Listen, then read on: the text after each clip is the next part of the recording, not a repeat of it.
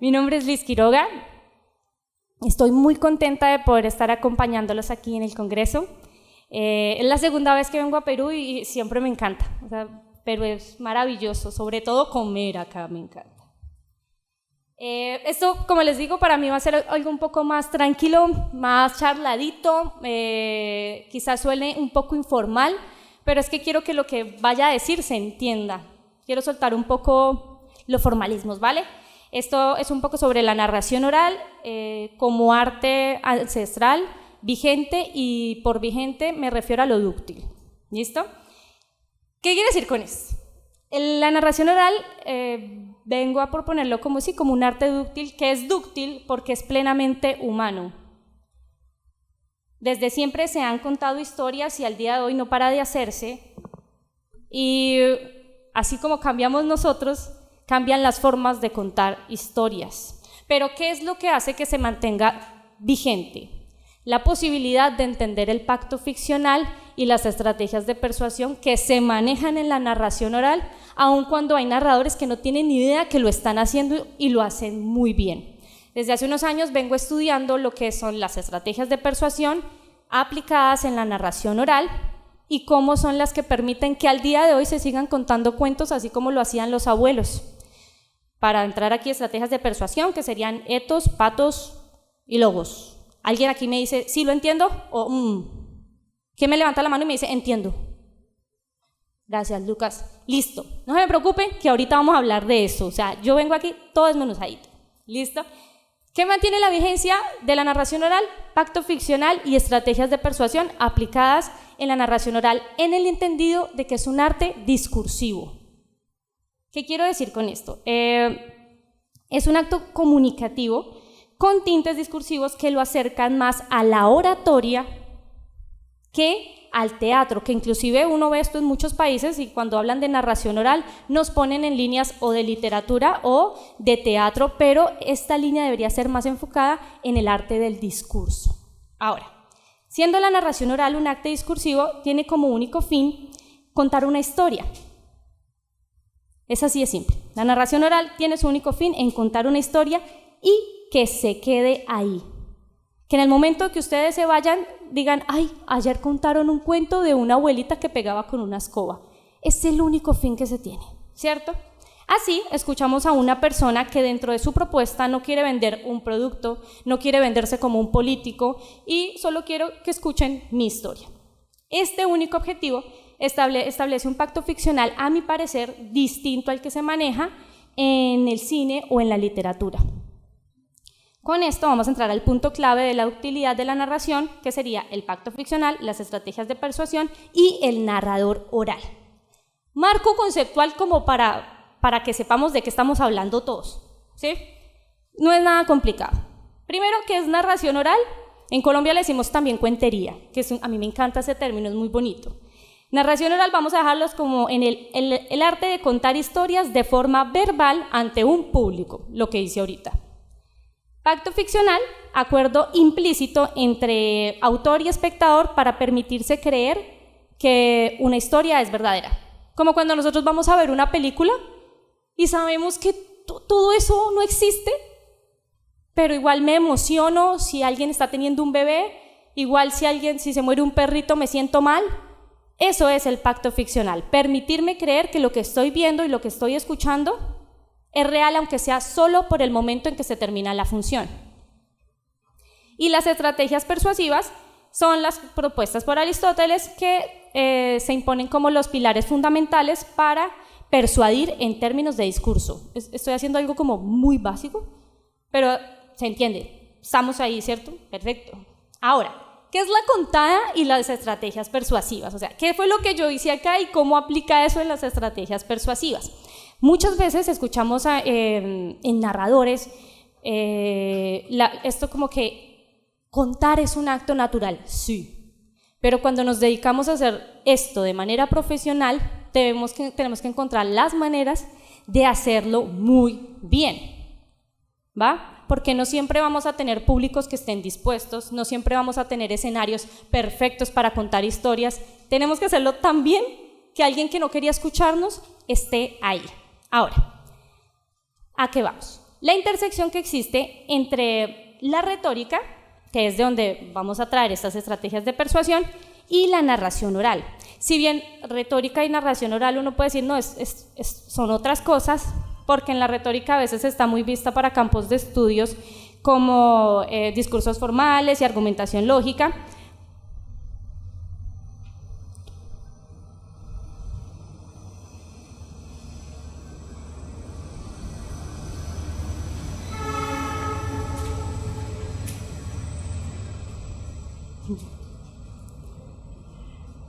Pues la narración oral la asocian a algo más de tradición oral, imaginación, emoción e incluso pues literatura como estamos acá.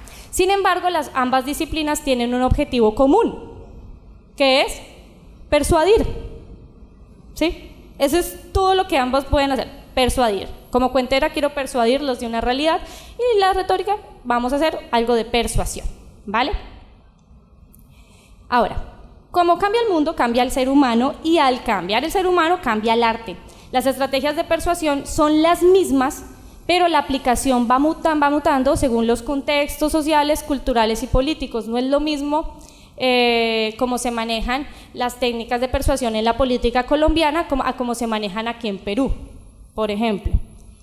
Para esto quiero empezar a hablar de cuáles son esas estrategias de persuasión, que si hay narradores aquí, son una gran herramienta. Hace unos años empecé a hacer el estudio de estas estrategias aplicadas en la narración oral y solo encontré un trabajo académico que hablaba sobre estas estrategias en la narración y era frente al patos, la parte emocional, pero nada más. Y todos los narradores, o sea, todos los narradores que yo he visto usan estas estrategias de narración, estas estrategias de persuasión, pero no lo saben. ¿Listo? Entonces, sí quiero entrar a hablar sobre estas estrategias puntualmente y para qué sirve cada una, y lograr un éxito y vigencia en una función de narración oral. Primero, tres estrategias, entonces son etos, patos y logos, así los llamó el señor Aristóteles por allá hace muchos años. Primero, etos, credibilidad y autoridad del narrador. Esto sirve para cualquier tipo de discurso, pero estamos enfocándolo en narración oral. Mandresi escogí este concepto porque es más bien puntual. Mandresi define el etos como el conjunto de cualidades vinculadas con la persona del propio orador. Es la imagen que da de sí mismo ante el público. Si me puedes regalar el primer video.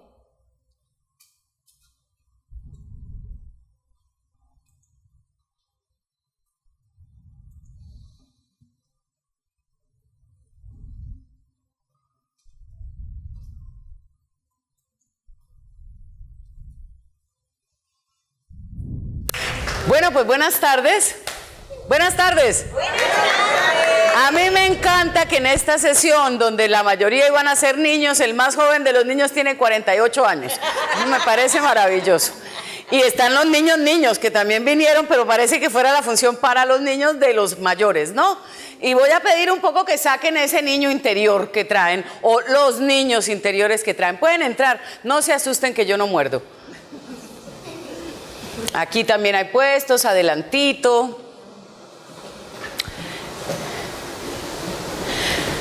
Se murió mi gallo tuerto. Déjame ese otro pedacito también. Qué pena. ¿Qué será de la gallina? Se murió mi gallo tuerto. ¿Qué será de la gallina? Y cocoroyo, cantaba el gallo, cocoroyo. A la gallina, cocoroyo, cantaba el gallo, Ella es Carolina Rueda. ¿Alguien acá la conoce? ¿Le suena ese nombre? ¿Escucha la conoce? Bueno, doña Carolina, digo doña porque es una mujer conocida mundialmente por contar historias. Es un referente mundial de cómo se debe contar cuentos, a ese nivel. Lo que acabamos de ver es un etos bien marcado. Cómo empezar una función de narración oral de una manera contundente y con un estilo propio. Ella no imita a nadie, es ella, pero llama la atención, cómo entra, cuál es su entonación de la voz, y eso es el etos. En la cuentería esta estrategia se materializa de diversas maneras, pues el narrador oral, al igual que un orador, en contextos más formales, sí, debe lograr instaurar su credibilidad desde el primer momento, porque si no se me van a aburrir, si no, no van a querer escuchar mi cuento. Aunque esto era una función para público infantil, llegaron personas adultas e igual dijo, no, pues voy a contar esta historia y todos tienen que estar ahí. La invitación a ser niños otra vez.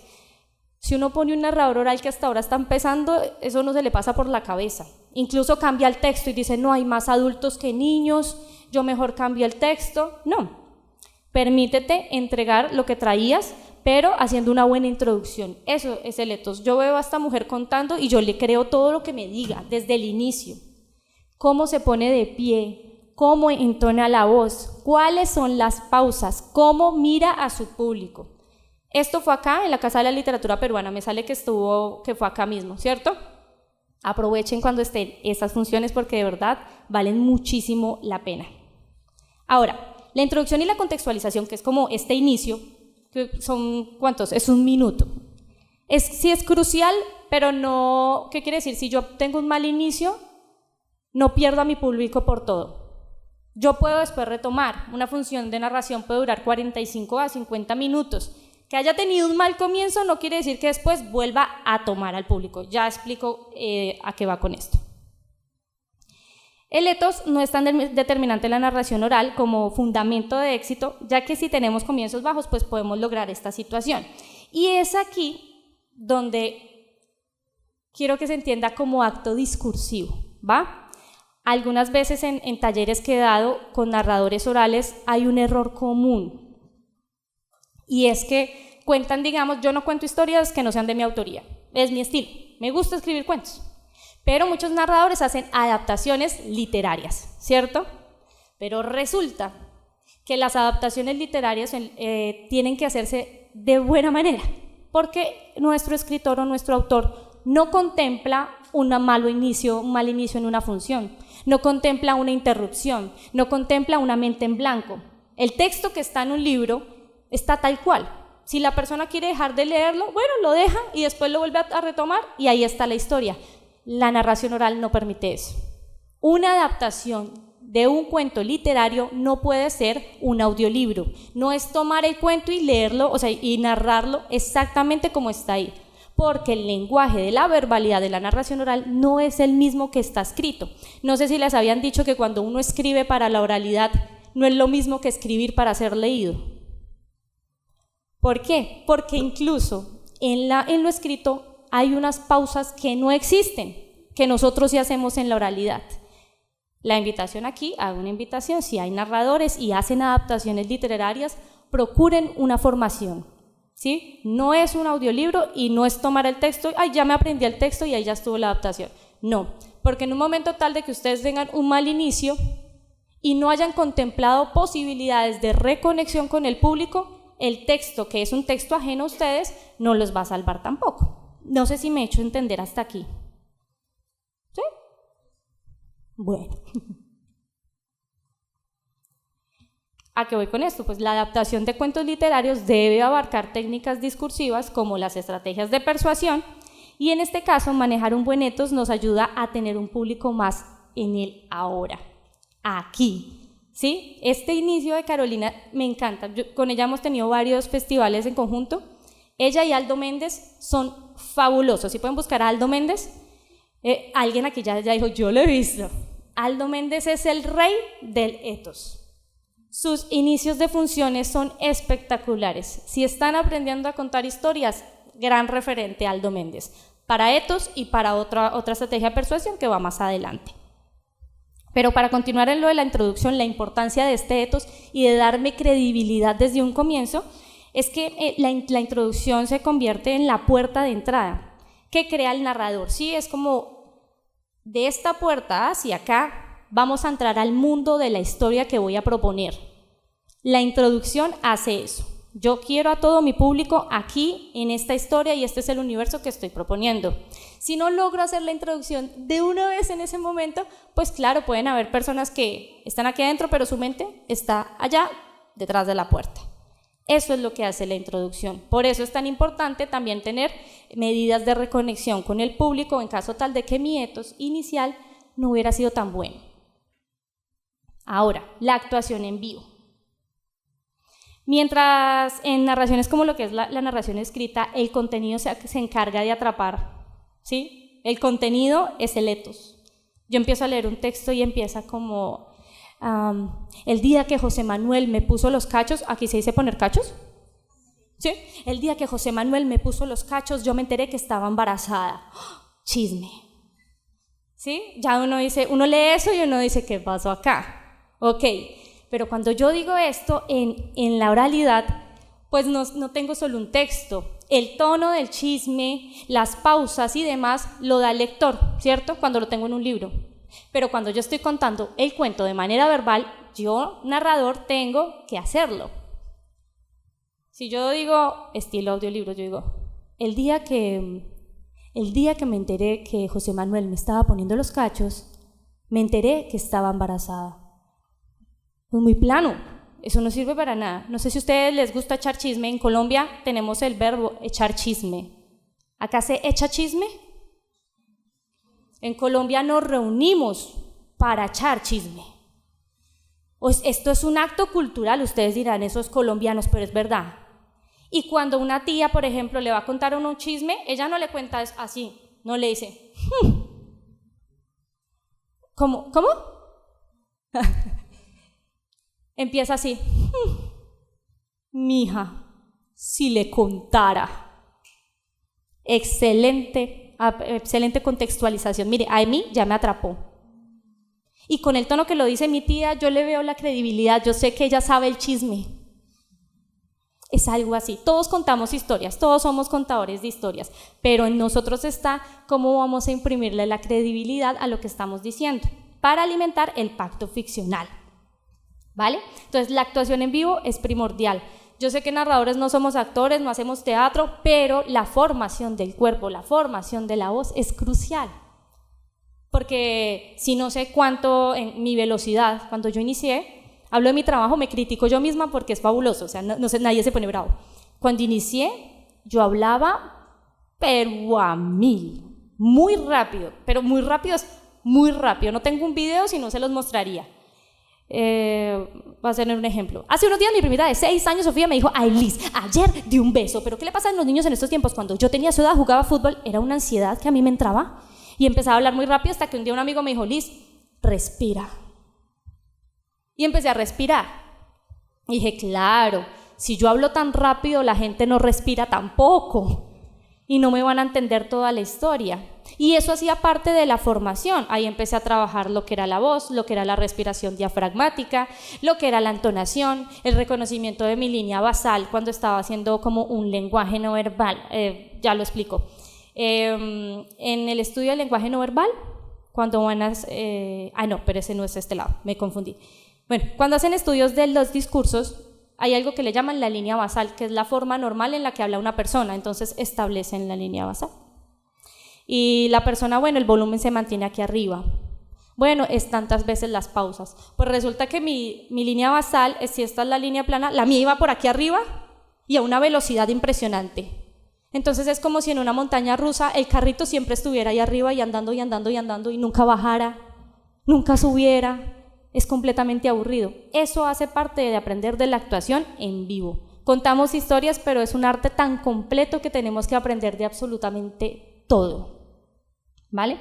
¿Por qué? Pues porque en estos tiempos modernos hay una oferta infinita en industrias creativas y de entretenimiento, pero eso no es algo malo, es algo bueno, porque tenemos posibilidades en las pantallas, que en el celular, que en el televisor, que en el portátil. Pues ahora las actuaciones en vivo se hicieron algo, ahora es como lo único, ahora estar en presente es algo especial, ir a teatro es algo bonito porque no es lo mismo que ver la pantalla, no.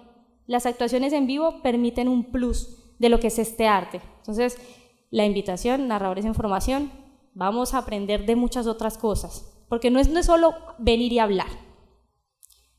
Ahora, el patos. Ya hablé de Aldo Méndez, que me dijeron aquí que varios lo conocen. Para mí es un rey de esta parte del patos, que es la emoción. Ethos, credibilidad, y el patos, generar emoción en la gente. Alguna emoción, no tiene que ser solo felicidad y alegría, no, conectar. Voy a mostrarles ahorita un video de un cuentero que se llama Mauricio Linares. Este señor es el vivo ejemplo de que cuando hablo de emoción no se refiere a algo triste o a llorar, pero es que este hombre es el rey de la nostalgia. Que la muerte no duele, lo que realmente duele es el olvido.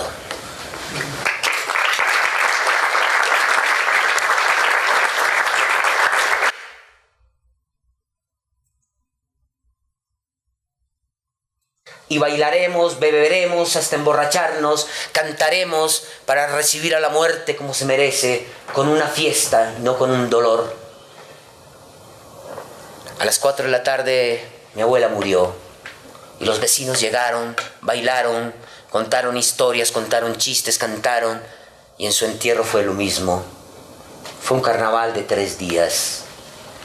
Fue allí cuando yo entendí que en realidad la muerte es una fiesta, es un carnaval, que la muerte no duele, lo que realmente duele es el olvido.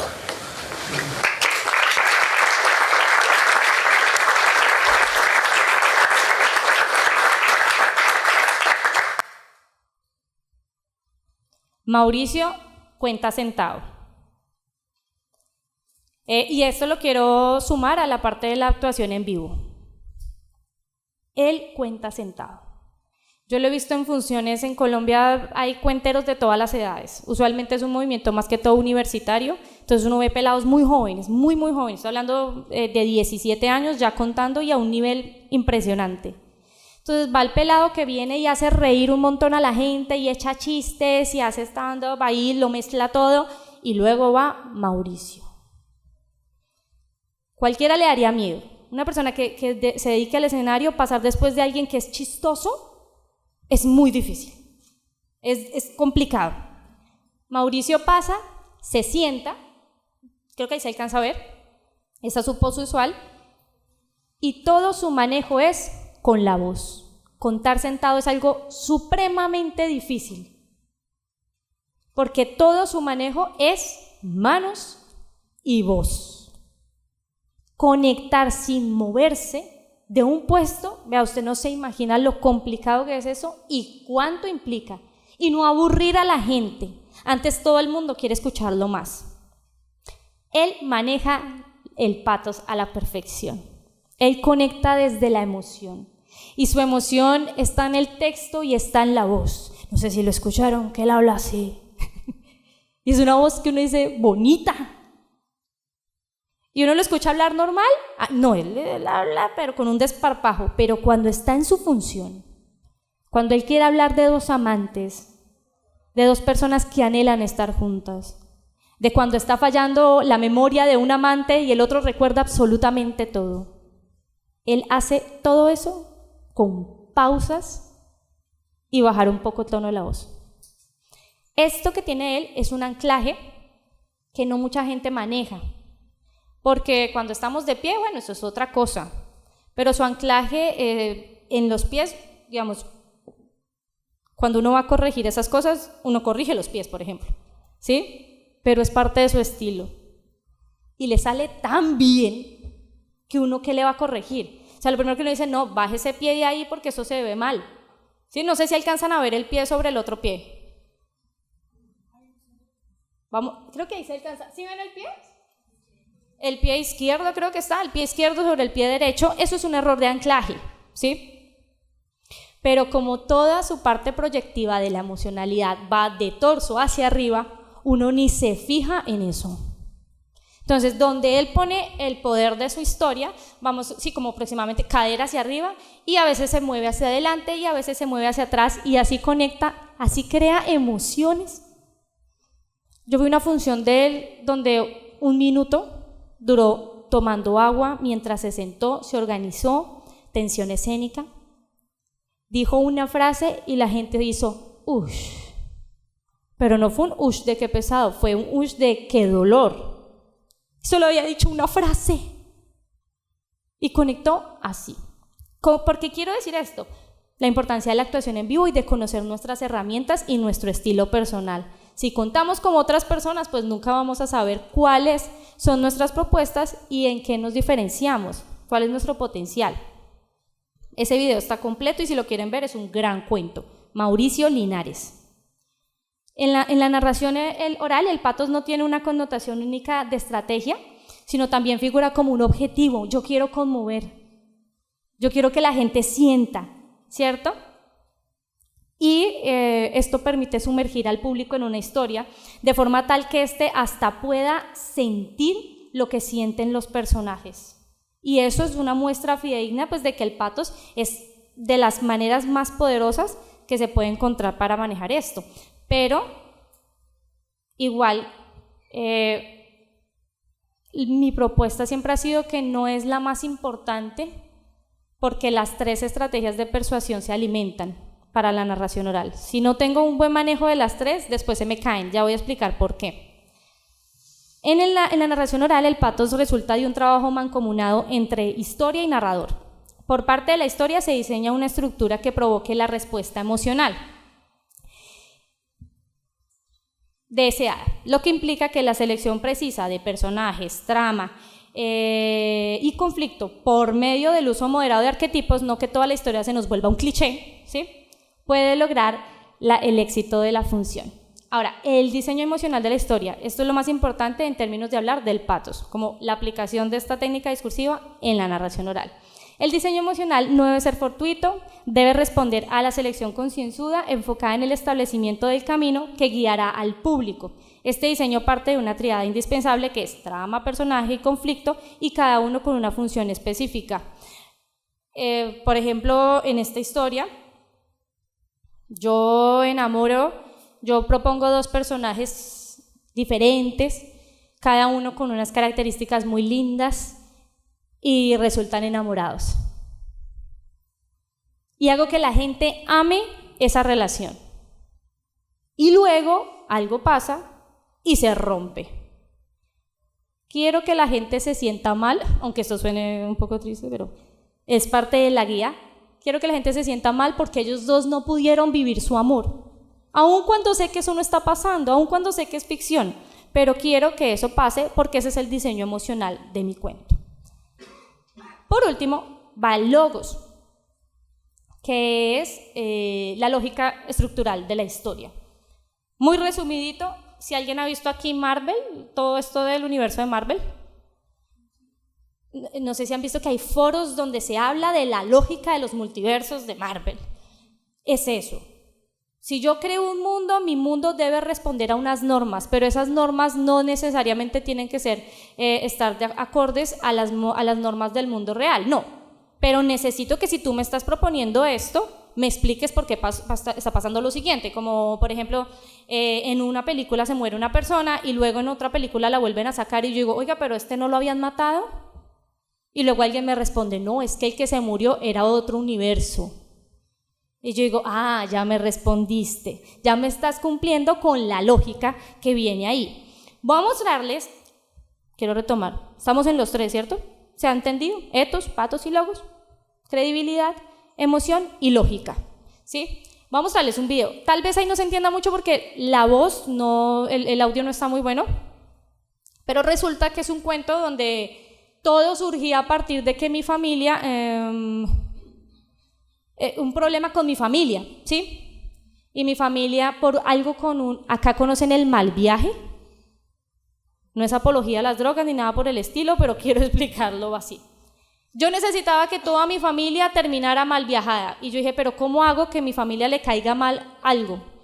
Pues en la tierra donde todos venimos, de mi familia viene, se toma chicha, la chicha jora, vamos a llamar la chicha jora. Y en esta historia, toda mi familia se intoxica, le da un mal viaje, porque un primo lleva chicha jora y le pone unas hierbas amazónicas de dudosa procedencia, como alucinógenas. ¿Me hago entender? Entonces dije, ¿qué pasaría si toda mi familia se mal viaja? ¿Cómo represento yo un mal viaje colectivo? O sea, toda una familia intoxicada con alucinógenos, por decirlo así. Pero era chicha, amigos, era chicha. Era chicha rara. Ahí no se va a entender mucho, pero intentemos ver el cuerpo, cómo muestro el mal viaje de toda una familia. ¿Listo? Dale play a ver si se alcanza a ver. Hermana, mis hijos. Ahí estaban bien. Y yo dije, ellos están mal viajando. Ellos están mal viajando, eso no funciona así, eso es terrible. Y yo los paré a todos y yo les dije, familia, tengo algo importante que decirles. Todos están mal viajando. Y mi papá, ¿cómo así, mamita? Y mi mamá, ¿qué es eso de mal viajarse? Y mi hermana, esas son dos palabras, eso es una. Y mi papá, eso es un verbo. Y mi mamá, yo me mal viajo, tú te mal viajas, él se mal viaja, yo se mal viaja, tú se mal viaja, nosotros nos mal viajamos, vosotros os mal viajáis. ¿Qué porquería está pasando? Y mis primos, no es así, no es así. ¿Qué pasó? ¿Qué es mal viajarse? Yo solo tomé un poquito, ¿usted cuánto se tomó? No creemos, yo no sé, yo, tranquilos, no se mal viaje, mal viajarse. Usted se mal viaja, yo me mal viajo. Vosotros os mal viajáis. ¿Qué está pasando? Yo, familia, tranquilos. Tranquilos, que yo no estoy mal viajando. Yo les piloteo esta situación. Tranquilos, amigos. Tranquilos. Yo sé qué hay que hacer para que uno se le baje ese mal viaje. Ustedes tranquilos. Lo que tenemos que hacer es ir a tomar un caldo para Ventuga.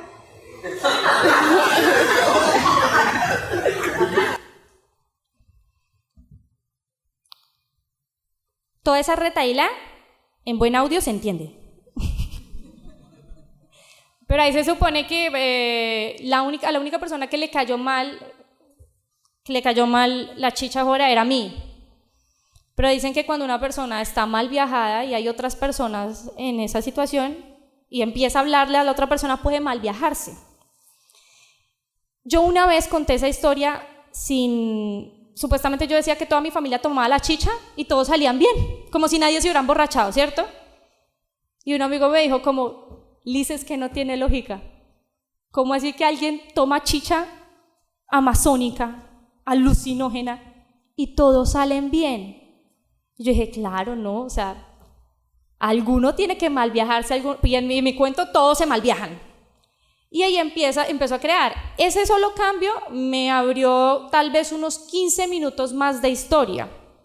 Este show dura 46 minutos, sí, y duraba 30 minutos originalmente. Solo esa falta de lógica, es sorprendente, pero cuando terminé ese show, solo esa falta, ese pedacito de que nadie se hubiera mal viajado, me vino mi compañero, me vino mi amigo y me dijo eso, y otras 3 personas. Y yo dije, ahí hay un problema. ¿Qué pasa? Pues resulta que cuando nosotros rompemos el acuerdo de la lógica del mundo o de la propuesta de la historia, hay una distorsión que molesta a la gente, ¿sí? Se me desconecta. Es como, no, así no funciona, ¿sí? Un ejemplo como muy básico. En un mundo de inmortales estoy contando nada y la abuelita se murió. Pero era un mundo de inmortales, ¿no? No funciona. La lógica es muy importante. ¿Por qué? A mi parecer, el logos es de lo más necesario en una historia y manejarlo bien. Porque uno puede tener mucha credibilidad, yo puedo pararme aquí al inicio, hacer un buen netos, a conectar con todo mi público, ya tenerlos aquí, hacerlos llorar, luego rieron y de pronto yo llego y digo no, y entonces en el mundo inmortales y todo esto y vuelvo y cuando murió la abuela,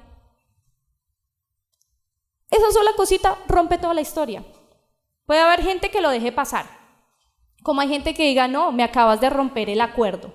Ya no puedo creer en tu pacto ficcional, porque no es lo que habíamos quedado. Tú me dijiste aquí es un mundo de inmortales, dame una razón por la que la viejita se murió. Si no, no funciona. Si rompemos la lógica, no importa qué tanto hagamos del ethos y cuánto hagamos del patos, si rompemos la lógica, vamos a tener personas que entiendan que la embarramos. ¿Sí se embarra acá? ¿También le dicen la embarramos? ¿Sí? Listo. Ya para terminar, estamos bien de tiempo, ¿cierto? Sí. Dime. Dice una lógica. ¿La respondo yo? Tenemos un relato aquí, ancestral, de la que el hijo nace anticipado. Pues ese es un relato ancestral. Y dentro, bueno, en Tunja, acá les llaman relatos ancestrales. Bueno, la mitología mixca pasa algo parecido. Hay un mito muy parecido, pero eso no tiene que ver con la lógica del mundo real. Es lo que digo, la lógica de cada historia responde a la historia, no responde al mundo real, a lo que nosotros entendemos como real. En esa historia, pues nacía primero el hijo que el padre. En Netflix hubo una serie algo parecida. ¿Cómo se llamaba esta serie del muchacho de una chaqueta amarilla? Dark. Bueno, ahí pasan unas cosas locas de viajes en el tiempo y todo, y resulta que el muchacho creo que incluso tuvo cuento, no sé, pero eso responde a la lógica de la historia. Digamos, aquí en nuestro mundo eso no sería lógico, pero en la lógica de la historia pues así debía ser, y eso es lo que se respeta. No sé si me hago entender. Sí. Ya terminando, y vamos con el pacto ficcional, que es lo que ya hemos hablado por completo, ¿vale? Para mí es un principio, ¿sí? El pacto ficcional es el requisito sine qua non para la cuentería y demás artes que se dedican al relato.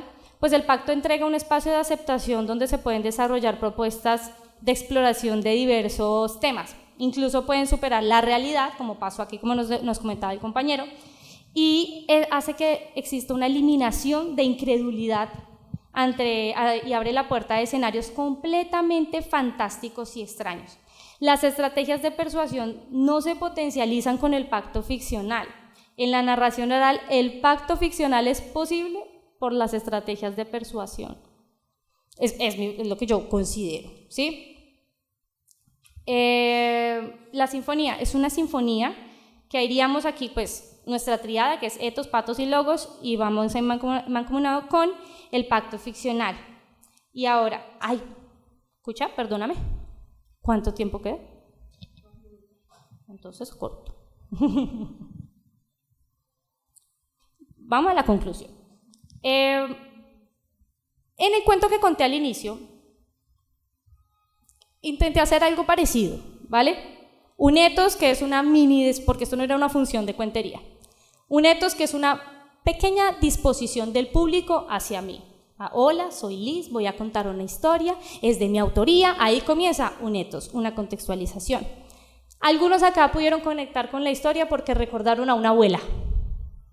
Otros recordaron a un abuelo. Otros recordaron a un muchacho o a una muchacha que les gustó. ¿Sí? Y voy a hacer algo que uno no debería hacer. Yo nunca conocí a mis abuelos. Ni a mi abuela paterna, ni a mi abuelo paterno. Esto rompe completo, pero es el ejercicio académico. ¿Quién aquí pensó que yo conocí a mis abuelos? Que yo viví, aunque sea, que la historia podía no ser cierta, pero que yo conocí a mis abuelos. Levante con tranquilidad la mano. Y que pasé navidades con mis abuelos. Pues no, ninguna. ¿A qué voy? Ahí, ¿por qué conectó? ¿Por qué hubo esa credibilidad? Porque hubo una emoción, porque todos tuvimos un abuelo, ¿cierto? Todos tuvimos una abuela. Es una pequeña, no quiero decir manipulación, pero pareciera. Porque yo quería que ustedes creyeran eso. De toda la historia solo hay una parte que fue cierta. Fue la parte del muchacho. Todo lo demás es una excusa para conectar con públicos diversos. A mí me pasó una vez, fui a un festival con un muchacho, también es colega y todo eso, y sí, él es un descarado, no sé qué, todo eso. Pero solo pasó la frase, no pasó nada más, solo fue la frase. Y yo dije, yo quiero contar esta historia, pero quiero que una persona adulta la encuentre cercana, quiero que una persona joven la encuentre cercana. ¿Cómo lo hago? Yo dije, pues los abuelos. Y las historias de los abuelos, lo que cuento de la abuela Blanca Elena y del abuelo José Antonio, son retazos de las historias que mi papá me cuenta de mis abuelos, que mi tío me contó de mis abuelos y que mis primos que vivieron con mis abuelos vivieron al lado de ellos, ¿sí? Pero todo eso era una excusa. Entonces, es una invitación, porque sé que puede ser como, maldita, me daño el cuento. Pero era parte del ejercicio, yo vine con toda la intención de hacerlo. Una vez escuché hace poquito, tal vez el año pasado, en Colombia, en una plaza, dice que la narración oral estaba siendo desplazada. porque en Colombia ahorita está en furor el stand-up, que estaba siendo desplazada y muriendo, y considero que no es así, porque la narración desde sus inicios se ha permitido la evolución. Es un arte que nace un acto eternamente humano, como es la curiosidad por saber y saber escuchar. La narración tiene la misión. Nosotros tomamos las palabras para crear imágenes, imágenes para emocionar, emocionar para recordar y recordar para conectar con un mundo cada vez más desconectado de la hora. Los invito a contar historias.